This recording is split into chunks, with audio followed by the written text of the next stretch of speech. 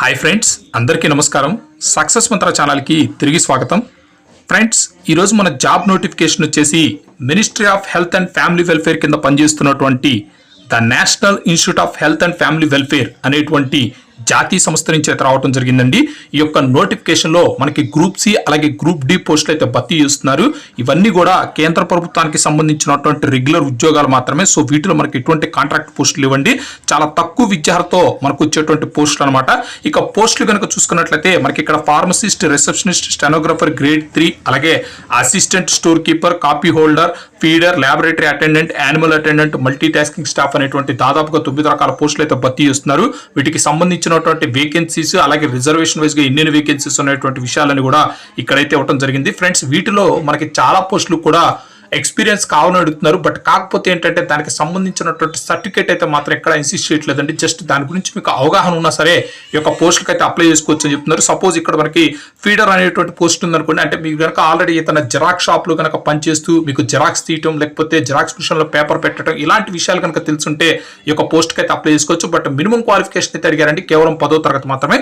So ఈ రకంగా ఈ యొక్క పోస్టులు అనేవి చాలా యూస్ఫుల్ గా, చాలా తక్కువ క్వాలిఫికేషన్ తో ఎక్కువ మందికి వచ్చేటువంటి అవకాశం అయితే ఉంది.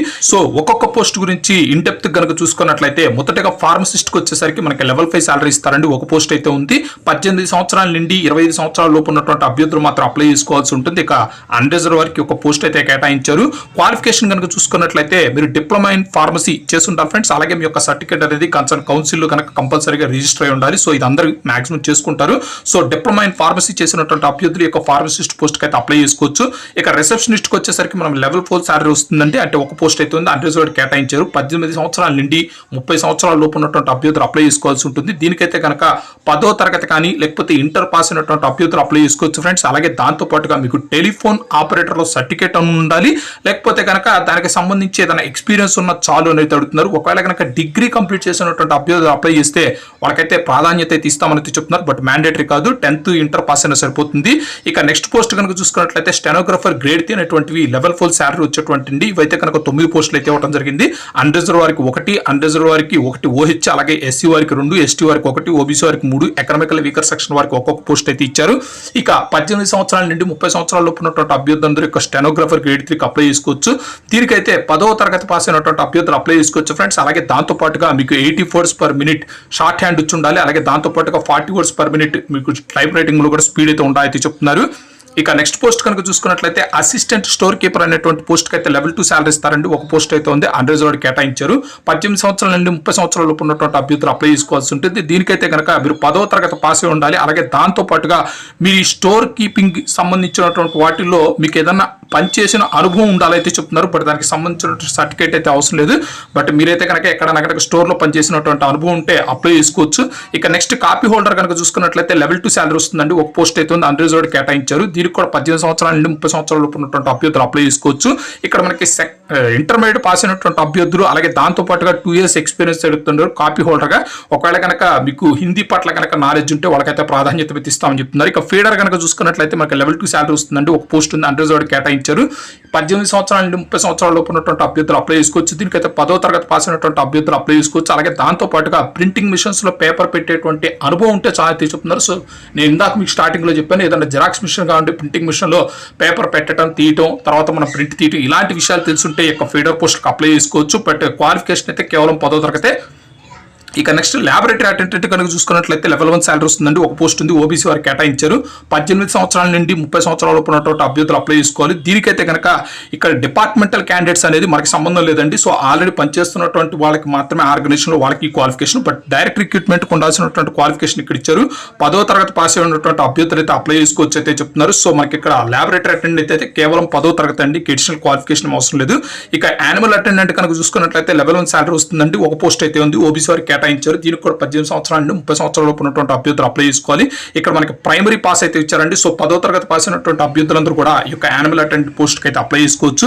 ఇక చివరిగా 9వ పోస్ట్ వచ్చేసరికి మనకి మల్టీ టాస్కింగ్ స్టాఫ్ ఎంటీఎస్ పోస్టులు అయితే ఉన్నాయండి. లెవెల్ 1 సాలరీ వస్తుంది. మొత్తంగా 4 పోస్టులు అయితే ఉన్నాయి. సో 18 సంవత్సరాల నుండి 30 సంవత్సరాల లోపు ఉన్నటువంటి అభ్యర్థులు అప్లై చేసుకోవాలి. ఇక రిజర్వేషన్ పోస్టులు కనుక చూసుకున్నట్లయితే అన్రిజర్వ్డ్ 1 అయితే ఓహెచ్ వారికి కేటాయించారు. అలాగే ఎస్సీ వారికి 1, ఓబీసీ వారికి 1, ఈ ఎకనామికల్ వీకర్ సెక్షన్ వారికి ఒక్కొక్క పోస్ట్ అయితే కేటాయించడం జరిగింది.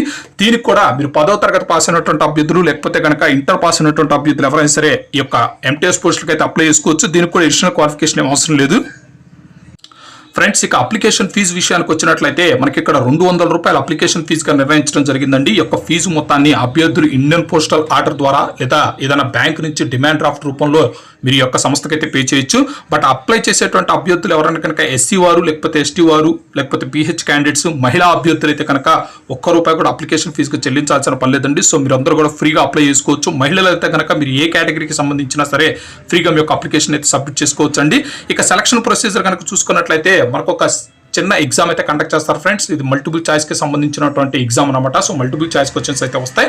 ఈ యొక్క సిలబస్ కనుక చూసుకున్నట్లయితే కనుక మీకు జనరల్ గా కాంపిటేటివ్ ఎగ్జామ్స్ లో ఏమైతే కంటెంట్స్ ఇస్తారో అవే ఇవ్వడం జరిగింది ఫ్రెండ్స్. సో జనరల్ అవేర్నెస్ కానివ్వండి లేకపోతే quantity aptitude numerical ability, so వీటి నుంచి అయితే కనుక మనకు క్వశ్చన్స్ అయితే రావడం జరుగుతుంది. సో ఈ యొక్క మల్టిపుల్ చాయిస్ ఎగ్జామ్ లో ఎవరైతే బాగా పెర్ఫార్మ్ చేయగలిగారో వాళ్ళకి మెరిట్ బేసిస్ యొక్క పోస్టింగ్ అయితే ఇవ్వడం జరుగుతుంది ఫ్రెండ్స్. సో ఇక క్వశ్చన్స్ కి సంబంధించినటువంటి స్టాండర్డ్స్ కనుక చూసుకున్నా సరే మీరు 10వ తరగతి క్వాలిఫికేషన్ అప్లై చేసేటువంటి పోస్టులు కూడా మీకు పేపర్ అంతా కూడా 10వ తరగతి స్టాండర్డ్ క్వశ్చన్స్ వస్తాయి ఫ్రెండ్స్. సో దానికోసం అభ్యర్థులతో ఎవరు కంగారు పడాల్సినటువంటి అవసరం లేదు.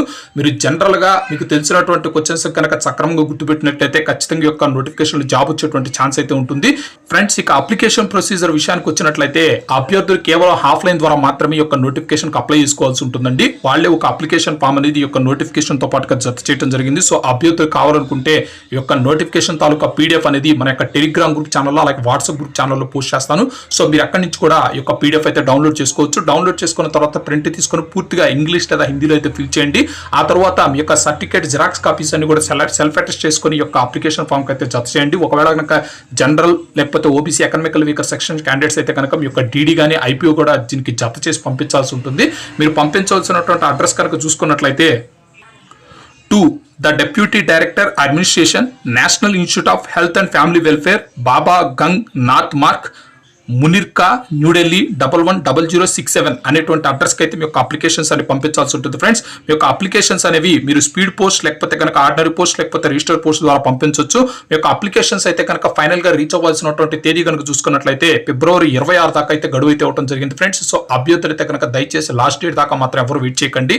ఈ యొక్క వీడియో చూసిన వెంటనే ఒక్కసారి వీళ్ళకి అఫీషియల్ వెబ్సైట్ లో లాగిన్ అవ్వండి. అఫీషియల్ వెబ్సైట్ లింక్ అనేది నేను వీడియో డిస్క్రిప్షన్ బాక్స్ లో ప్రొవైడ్ చేస్తాను. సో ఈ నోటిఫికేషన్ తాలూకా జెన్యూన్నెస్ వెరిఫై చేసుకొని ఆ తర్వాత మాత్రమే ఈ యొక్క అప్లికేషన్ అయితే సబ్మిట్ చేయండి.